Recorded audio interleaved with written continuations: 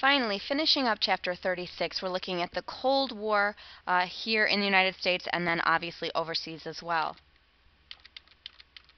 Now, we already talked about the Nuremberg trials in Germany to try those Nazi war criminals. A similar thing is going to also happen in Japan. Remember, part of the surrender of World War II is it has to be an unconditional surrender. And so Douglas MacArthur, who remember is that supreme Allied commander in the Pacific, is basically going to change everything about the Japanese government, promoting reforms and democratization. In fact, he is the one that wrote the Japanese Constitution after they surrendered in 1945.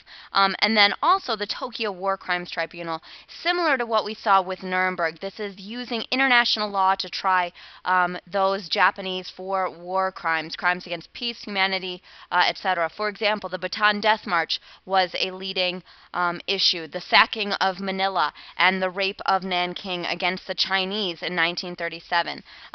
In the initial Tokyo War Crimes Tribunal, 7 were hung. And then finally, remember the Soviet Union, part of the distress that they had towards the United States, at least, was that we did not share our atomic bomb secrets with them when we had them. And so they immediately began working on their own atomic bomb, which they achieved in 1949. And this is going to spur on the coming arms race that comes during the Cold War. Who is going to get the hydrogen bomb, which is a larger bomb beyond just the atomic bomb? Here you see that hydrogen bomb exploding later on in 1954. So this fear of communism, this Cold War, is going to also spread to here at home. There is a real fear of spies that have infiltrated our government. And so in 1947, Truman directed his Attorney General to find any and all communists hiding in the federal government and establish the Loyalty Review Boards to investigate those people and to fire anyone who is deemed, quote, disloyal.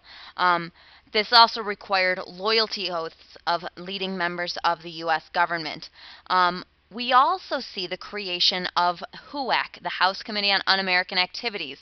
The House, also investigating disloyalty and subversion, held hearings, very public hearings, in which leading members of American society, specifically in the government and in Hollywood, would be called to testify to say how much of an influence communism has had on them. Did they in fact go to this communist meeting back in the 1930s, which was obviously very popular during the Great Depression, and to name anyone that they knew as being a communist.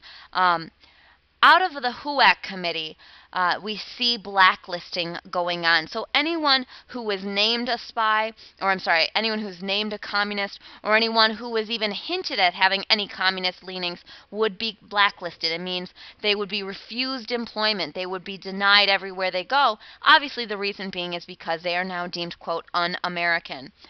Included in this list are the very famous Hollywood 10. This is a group of 10 movie producers, actors, directors, etc., who, like many other people, were called to testify before the HUAC committee, and they refused to testify. They said that was their right. They were found in contempt of Congress and put in jail as a result. Leading the charge against the communists on the HUAC committee was Congressman Richard Nixon.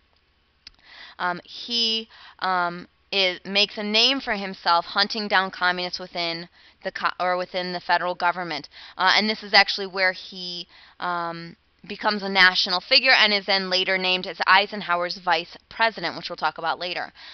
One of the leading members that he focused on was a State Department official named Alger Hiss. Alger Hiss had been accused of being a communist spy by a known communist. This person had turned evidence over to the United States that there were leading members in the U.S. government that were spies, one of whom he said was Alger Hiss. Alger Hiss, till the day he died, said that he was not in fact a spy, that he had been framed, etc. He was never actually convicted of being a spy. They didn't have enough evidence, but this did destroy his entire life. Now, once the Soviet Union fell in 1991, some classified papers came out that are still debated by historians today that do say there was a communist spy within the State Department whose career very closely matched that of Alger Hiss. Obviously, they never named him by name because a spy is just that, a secret agent. But many people argue today whether or not Alger Hiss was in fact a communist spy. We also see created in 1950, and this was actually passed over Truman's veto, the McCarran Internal Security Bill. This gave the president, and not just Truman, but every president after him, the ability to arrest and detain anyone he deemed to be, quote, suspicious people during an international security emergency. The reason that Truman had a problem with this was, would this lead to a dictatorship? Is this too much executive power? And then last but not least for the hunt for commies here within the United States in the late 40s, early 50s, were the trials of Julius and Ethel Rosenberg. Once again, this made national news. There was a real fear in the U.S. of communist spies, and it wasn't unsubstantiated. How could the Soviets have gotten the ability to build an atomic bomb as fast as they had without some sort of spy network here in the United States?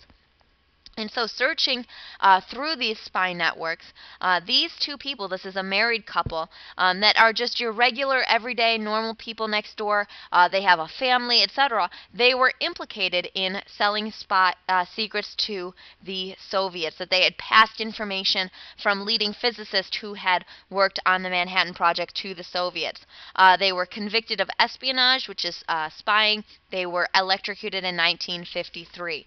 Now, once again, after the Soviet Union fell, evidence came out that Julius Rosenberg was in fact a spy. Ethel Rosenberg knew some stuff about it, but she didn't play as much of a role as her husband had. And here you see Julius and Ethel Rosenberg during their trial. Now, in 1948,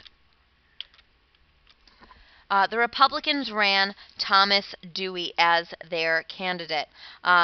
The Democrats nominated Harry Truman as their candidate. However, this was a contested nomination for Harry Truman because there were a lot of Southern Democrats, remember the South is still the solid South, who were against nominating Truman because Truman had shown some proclivities towards civil rights, aka desegregating the U.S. military. So the Southerners formed their own splinter party. They splintered off of the Democrats and created the States' Rights Party, better known as the Dixiecrats. These are Democrats from the South who splintered off and named Strom Thurmond as their candidate. And yet another split within the Democratic Party was the Progressive Party, a very liberal party headed up by Henry Wallace. So the idea was, with the Democrats split three different ways, what chance does Harry Truman have of winning this election? But Harry Truman went on a round-the-country tour, a whistle-stop campaign on the train, in which he really beat it home to the American people why they should re-elect him. And at one of those speeches, somebody very famously yelled out from the crowd, "Give him hell, Harry." Here you see the electoral map for 1948. That solid South isn't so solid anymore. You can see those that splinter party going off towards Strom Thurmond. And then last but not least, the Korean War.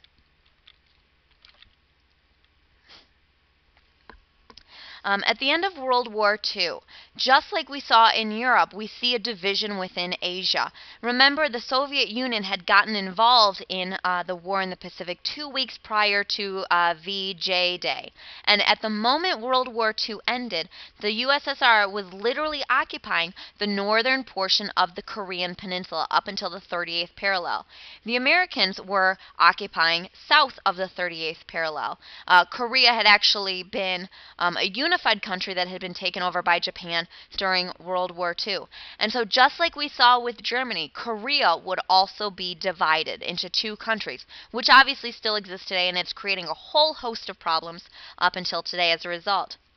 The United States, though, is going to be very focused on maintaining a separate country in South Korea and not allowing it to fall to communism. Remember, we have a goal of containing communism in the United States.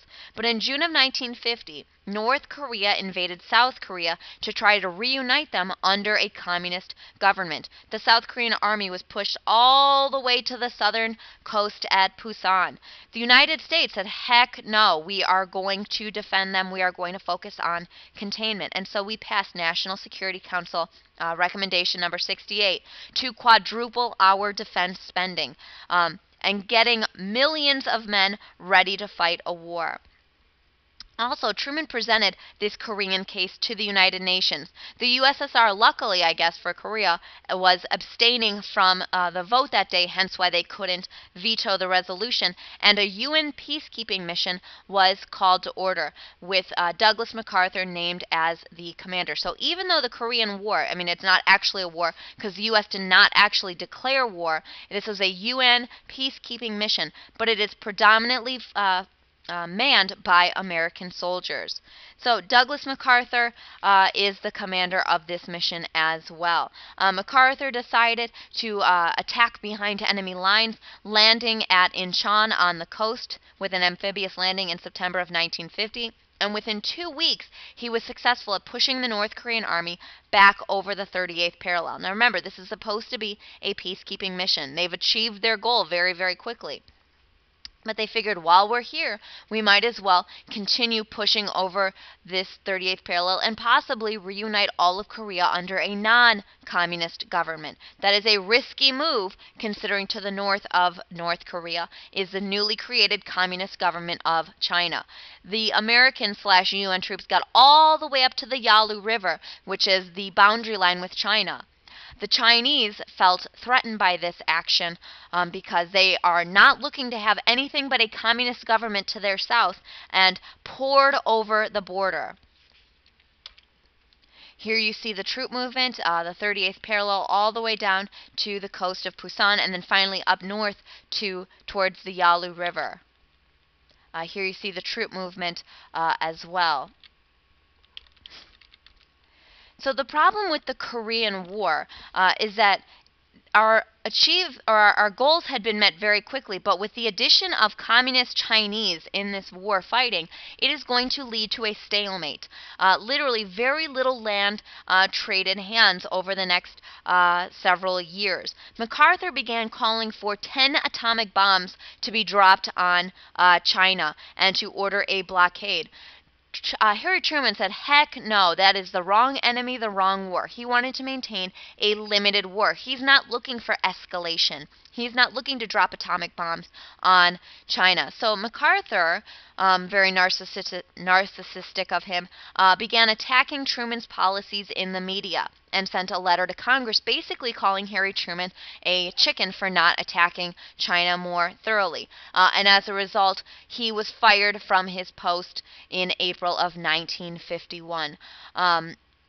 This Korean War continues on, where each side is attacking the other, bombarding the other, and not very much changes hands until finally a ceasefire talks begins in 1951, but not actually concluded until 1953.